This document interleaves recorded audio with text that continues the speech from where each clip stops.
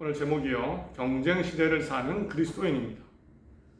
여호수아서 24장 13절부터 18절입니다. 구약 성경 여호수아라는 사람의 유언의 일부입니다. 이 본문을 중심으로 하나님을 믿는 사람으로서 세상을 어떻게 살아야 될까? 특히나 경쟁하고 생존해야 되는데 여기에 초점을 맞춰서 경쟁 시대를 사는 그리스도인 생각해 보려고 합니다. 세상을 움직이는 여러 요소가 있지만 그 중에 가장 큰 것이 있다면 그 중에 하나가 경쟁입니다. 많은 요소가 있지만 세상은 경쟁 속에 움직입니다. 어느 정도는 느끼실 겁니다. 느끼는 것뿐만 아니라 실제로 우리는 경쟁을 하며 살고 있습니다. 평범한 일상에서 학생이 영어 단어 하나를 더 배우는 이유, 자격증을 따고 경력을 쌓고 실력을 늘리는 이유, 직장에서 유능한 사람, 일 잘하는 사람으로 평가받으려 하는 이유, 결국은 경쟁 사회를 사는 모습입니다. 마트 할인 행사를 하면 나도 모르게 줄을 설 때가 있습니다. 극장을 예비할 때면 편한 자리를 먼저 찾습니다.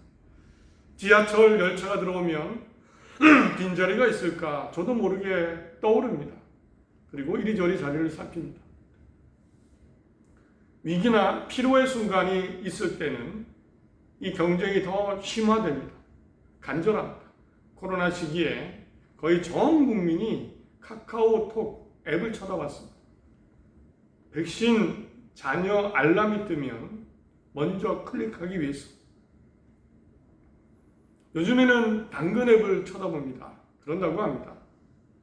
저도 한 번은 선풍기가 고장나서 당근 앱을 켰다가 무료 나눔 선풍기가 있었습니다. 나눔을 받을까 말까 이 버튼을 누르려는데 금방 1분도 안 돼서 예약이 떠버리고 기회가 사라졌습니다. 경쟁은 어디에나 존재하고 우리도 경쟁 속에 삽니다. 심지어 신앙생활도 경쟁이 드러납니다. 우리 기도할 때 어떻게 기도합니까? 하나님 이번에 승진하게 해주세요. 손님이 많이 오게 해주세요. 하나님 원하는 그 일, 대학, 직장에 들어가게 해주세요. 돈은 많이 벌게 해주세요. 엄연히 경쟁이 포함되어 있습니다. 생각해보면 세상에 꼭 필요한 것 중에 사람들이 절대로 경쟁하지 않는 게 과연 있을까 생각해봤습니다. 꼭 필요한데 경쟁하지 않는 것. 요즘에는 물도 경쟁합니다. 햇빛도 경쟁입니다. 단 한 가지 떠오릅니다. 공기는 꼭 필요하지만 유일하게 계속해서 만들어지니까 걱정할 필요가 없습니다. 더 많이 가져도 소용없고 모든 사람이 사용할 만큼 충분합니다. 사실 공기는 경쟁할 수 없는 거라서 아무리 경쟁해도 경쟁이 성립이 안 되는 거라서 공기만큼은 경쟁하지 않습니다. 그 외에는 다 경쟁입니다. 보이는 모든 것이 경쟁 속에 있습니다. 우리는 경쟁 속에 살고 나도 지금 경쟁하고 살고 있는 겁니다. 그래서 경쟁 자체는 죄가 될 수는 없는 겁니다. 경쟁이 죄라면 혼자 살거나 아니면 우리는 매일 너무나 많은 죄를 짓습니다. 너무나 많은 죄를. 우리는 경쟁도 하고 비교도 하죠. 너무나 많은 죄를 짓는 겁니다. 경쟁은 죄가 될 수 없습니다. 그런데 성경 자체는요. 성경은 경쟁 자체가 죄는 아니지만 결코 경쟁을 주장하지 않습니다. 성경에 어디에도 나오지 않는 단어가 있다고 말씀드린 적이 있는 것 같습니다. 경쟁. 더 정확하게 표현하면 성경에는 어디에도 경쟁하라, 경쟁을 하고 경쟁하며 살아라. 이런 말씀이 없습니다. 이 세상에 있는 것 중에는 구원, 하나님의 나라, 그 나라와 의의는 구하고 소망하고 다른 박질하고 경주하라고 하지만 이 세상의 것에 대해서는 경쟁하라는 메시지가 성경에 없습니다. 오히려 경쟁 속에서 낮은 자리를 말씀하고 있습니다. 인간으로 오신 예수님이 항상 하신 말씀, 낮은 자리에 가라, 낮은 자리에 가라. 높아지려거든 섬기는 자가 되어야 한다. 잔치 자리에서는 낮은 자리에 가서 앉아라. 인자가 온 것은 섬김을 받으려 온 것이 아니라 도리어 섬기려 하고 나는 마음이 온유하고 겸손하니 나의 멍에를 메고 내게 배우라. 나는 온유하고 겸손하다. 예수님도 간절한 간구의 기도를 하신 적이 있으십니다. 마지막 기도입니다. 그러나 마지막에는 꼭 이렇게 기도하시죠. 마태복음 26장에 내 아버지가 만일 할 만하시거든 이 잔을 내게서 지나가게 하옵소서. 그러나 나의 원대로 마옵시고 아버지의 원대로 하옵소서. 마지막 결론은요, 아버지의 뜻대로 하옵소서. 경쟁에서 벗어나셨습니다. 경쟁에서 벗어나셨습니다. 성경은 결코 경쟁을 주장하지 않습니다. 경쟁하라고 하지 않습니다. 세상의 것에 대해서. 그리고 낮은 자리로 가라. 그러나 낮은 자리에서 최고의 승리가 가능하다는 것을 성경은 보여줍니다. 빌보서 2장 8절에 사람의 모양으로 나타나사 자기를 낮추시고 죽기까지 복종하셨으니 그 십자가에 죽으십니다. 이러므로 하나님이 그를 지극히 높여 모든 이름 위에 뛰어난 이름을 주사 하늘에 있는 자들과 땅에 있는 자들과 땅 아래에 있는 자들로 모두 무릎을 예수의 이름에 꿇게 하시고 가장 낮은 자리에 가신 예수님 십자가에서 가장 낮은 죽음을 죽으셨습니다. 그러나 하나님이 높이셨죠. 부활하셨고 가장 높은 하나님의 우편에 계십니다. 이 높이심으로 사람의 모든 죄가 용서되고 구원의 길이 만들어졌습니다. 그리고 하나님을 통해서 경쟁의 세상에서 가장 낮은 자리에서 최고의 승리를 이루셨습니다. 이것이 성경이 보여주고 있는 경쟁에 대입해 보면 이것이 경쟁 속에 하나님을 믿는 사람들이 이룰 수 있는 것입니다. 예수님이 이루셨고 우리도 그 길을 따라가는 겁니다. 이것이 경쟁에 대입해 볼 때 경쟁 시대 속에 하나님이 주시는 메시지입니다. 그래서 오늘은요, 실제 가나안 땅을 차지한 여호수아의 유언, 하나님의 메시지를 중심으로 경쟁의 세상을 어떻게 살아갈까? 우리가 하나님을 믿는 사람으로서 하나님이 주신 지혜와 용기가 있었으면 합니다. 또는 새로운 삶의 목표와 어떤 모습이 생겼으면 합니다. 하나님 안에서 이렇게 살면 되겠구나. 이렇게 살아야 되겠구나. 그리고 무엇보다 경쟁과 싸움이 아니라 욕심이 아니라 사랑, 섬김, 용서, 따뜻함 그리고 자유가 있는 삶이 되길 바랍니다. 그래서 하나님이 함께 하심으로 경쟁 사회 속에서도 하나님의 능력으로 높아진 삶, 하나님의 능력으로 일으켜 세워주신 삶을 사는 진정한 복에 힘 있는 삶이 되기를 바랍니다. 우리 모두가 이렇게 하나님 안에 강하고 하나님 안에 높고 아름답고 의미 있는 삶을 사는 모두가 되시기를 바랍니다. 여호수아가 누굽니까? 먼저 간략하게 말씀드립니다. 우선 여호수아는 모세라는 사람의 후계자입니다. 모세는 이집트에서 430년간 노예 생활하던 이스라엘 민족을 이집트에서 구해낸 인물이죠. 하나님의 도우십니다. 이 모세의 오른팔, 보좌관, 군사 지도자 역할을 했던 사람이 바로 여호수아입니다. 여호수아라는 이름도 원래는 여호수아가 아니고요, 호세아였습니다. 구원이라는 뜻. 그러나 모세가 이름을 바꿉니다. 여호수아로 해라. 하나님의 구원이다. 이런 뜻입니다.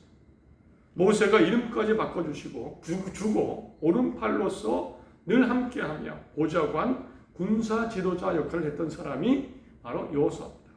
모세가 죽게 됩니다. 그리고 하나님의 뜻에 따라 여호수아는 이스라엘의 지도자가 되었습니다. 이제 새롭게 지도자가 된 여호수아 역할은 명확합니다. 가나안 땅으로 들어가서 그 땅을 차지하는 겁니다.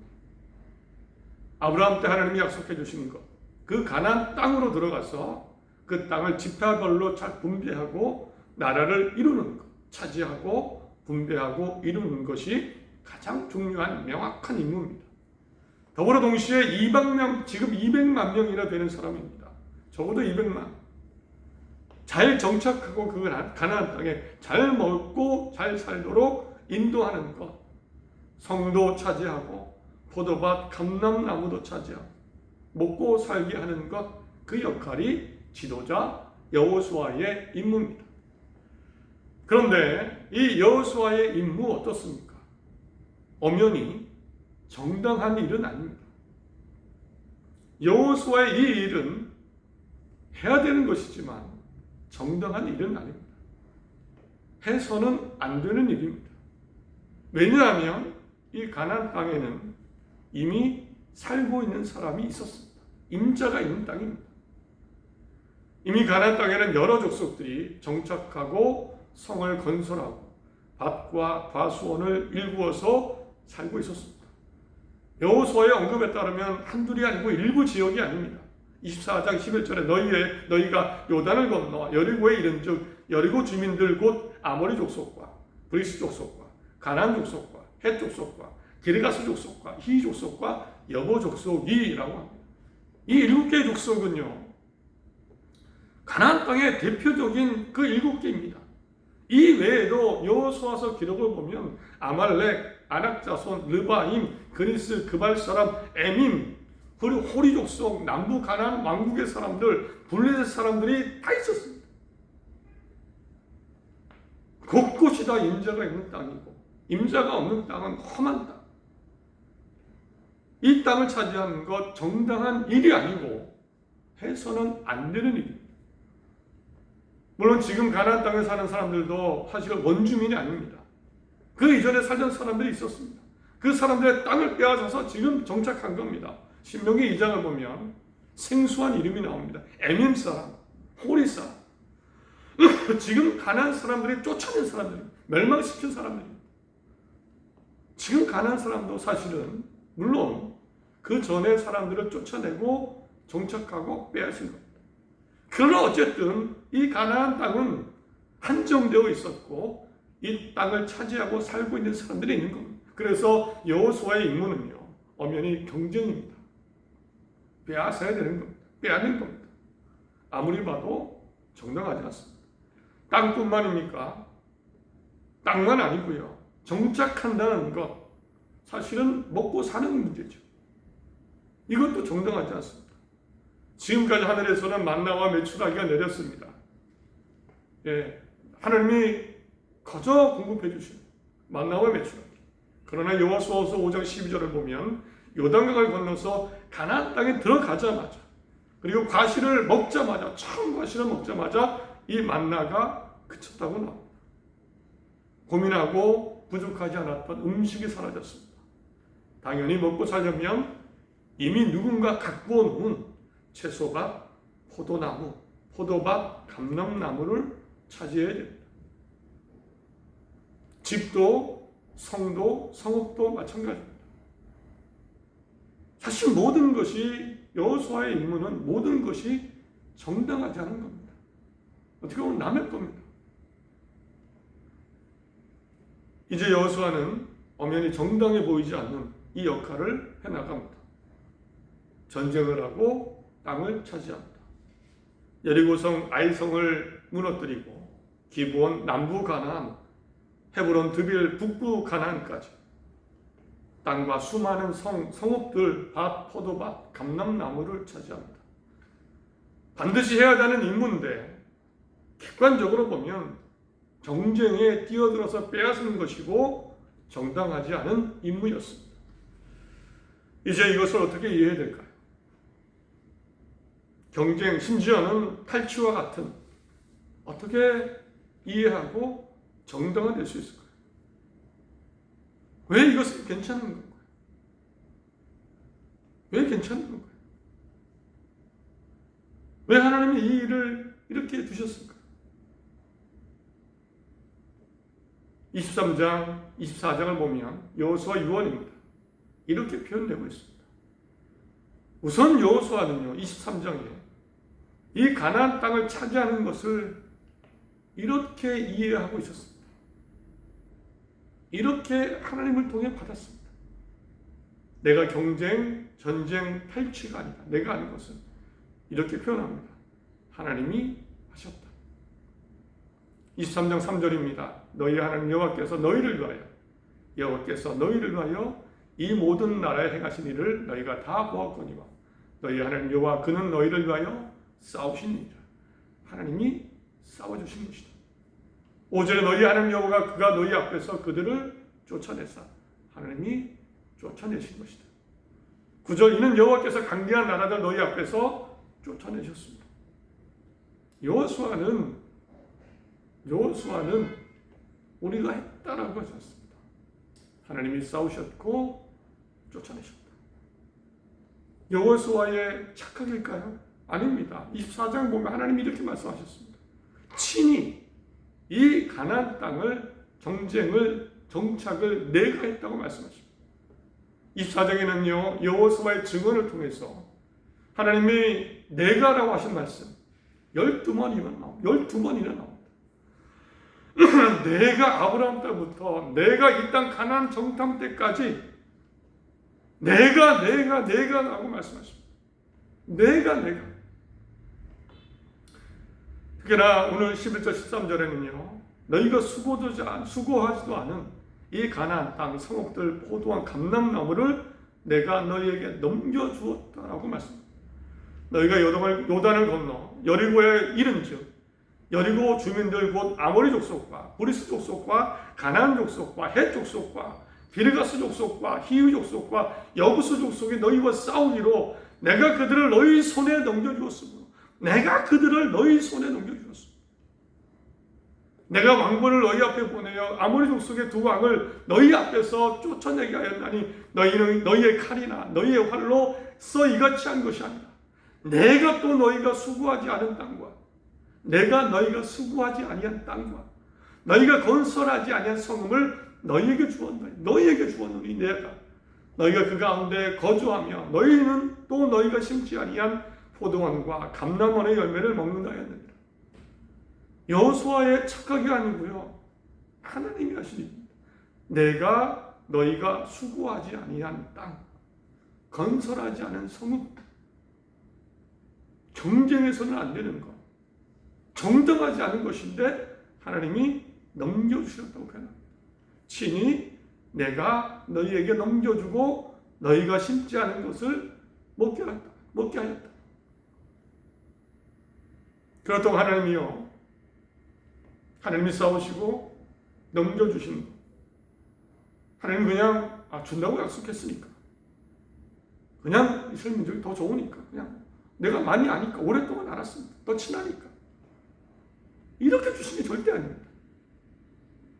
그 이면에는 가나안 땅에 우상 숭배가 있고 수많은 죄들이 있고 하나님의 심판이 있어서 그들을 쫓아내시고 참으시다가 그들에 대한 심판의 때가 되었을 때 하나님은 가장 알맞은 순간에 그 땅에 소유권을 이전하신 겁니다. 소유권의 이전. 만약에 가나안 땅이 사람들이 우상 숭배하지 않고 죄를 그렇게 짓지 않았다면 하나님은 다른 방법으로 이 땅을 분배하셨을 겁니다.